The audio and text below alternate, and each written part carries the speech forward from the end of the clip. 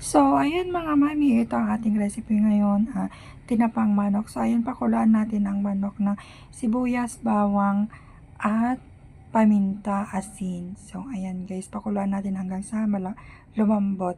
So, ayan nga guys, lumambot na kaya hinango ko na siya. So, patutuyuin lang natin siya bago natin siya i-smoke. So, ayan. So, habang pinapatayo natin, ito, i-prepare muna natin ang pang-smoke natin. So, ayan, yung kawali nilagyan ko ng foil, nilagyan ko ng bigas, at naglagay din pa ako ng tea, 2 bag ng Lipton tea. So, ayan, 2 peraso yung nilagay ko guys. And then, ayan, halu-haluin natin, i-mix natin yung bigas at Lipton tea. And then, mag-a-add po tayo ng sugar. So, tansyahan na lang po, hindi ko na sinukat-sukat.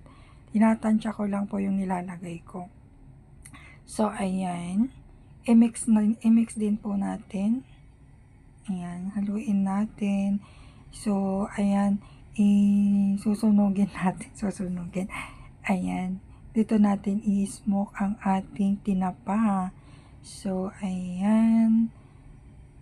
Pausukin muna natin bago natin ilagay yung tinapa. Ay, manok.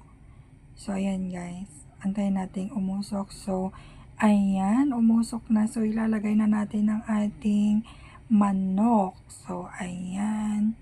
Hanggang sa magkulay yellow ang ating manok.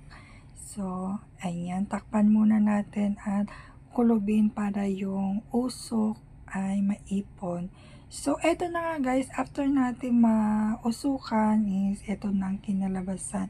Pwede na siyang kainin directly kasi luto na po yan. Yung pagka boiled natin, as in linuto ko po na siya, kaya ready na po siya kainin. So, ayan. Thank you for watching. Salamat sa inyong panonood sa munting video. Sana nagustuhan nyo. Try nyo rin guys, masarap siya. Ito yung nagtre-trending ngayon. Nagtre-trending na tinapang manok, Bulacan daw.